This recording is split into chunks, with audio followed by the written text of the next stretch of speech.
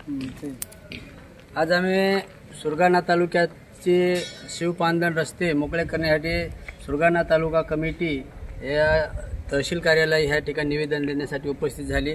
इथं आमचे पवार साहेब नाशिकहून आले आणि सर्व शेतकऱ्यांना माहिती देऊन आम्ही तहसीलदार साहेबांना निवेदन दिलं की आमच्या तालुक्यातील जे गायदान जे शिवरस्ते आहेत ते बंद झालेले आहेत ते मोकळे करावे। काही लोक हेतू पुरस्कार बंद करतात आणि त्याच्या हजारो लोकांना शंभर लोक मागे राहून त्यांना रस्ताच मिळत नाही, त्याच्यामुळे शेतीमालाची मोठी हानी होते। ते रस्ते मोकळे व्हावे म्हणून आम्ही ह्या ठिकाणी निवेदन द्यायला आलो। तहसीलदार साहेबांनी ते निवेदन स्वीकारलं आणि त्यांनी सुद्धा सांगितलं की 8 दिवसामध्ये आम्ही पूर्ण आमची ताकदीनिशी कामाला लागू आणि सगळे रस्ते मोकळे करण्याचा प्रयत्न करू।